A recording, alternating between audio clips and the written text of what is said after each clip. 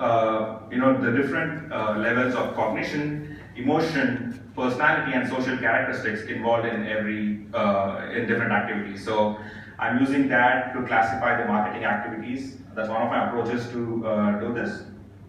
And I've been looking at some of the industry reports, reading certain books, and I've been trying to identify what characteristics of AI would be better than humans, and what characteristics would be worse off than humans. And I'm using this as a key to sort of eventually get to my answer. So I'll just sort of describe about the things that will be a better performance than humans.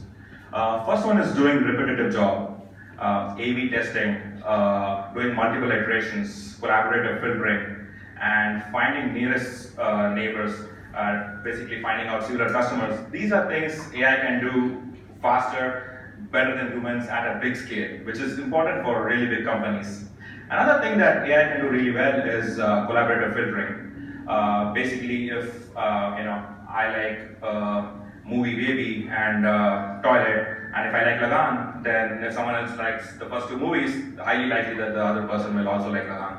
So AI is really good at doing recognizing patterns, and also a lot of the current AI is really good at generative modeling.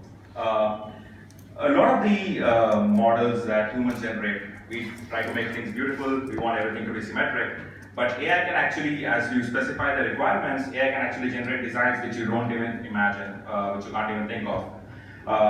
One example of a generative design was IBM Watson worked with Century Fox to basically develop a trailer for a movie.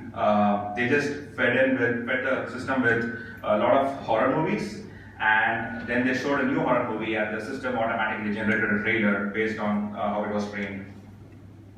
Let us look at some of the negative qualities of AI.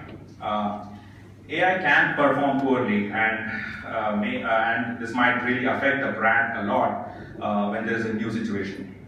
And you can train AI more and more, but you should also be extremely careful of some new situation which you have not thought of.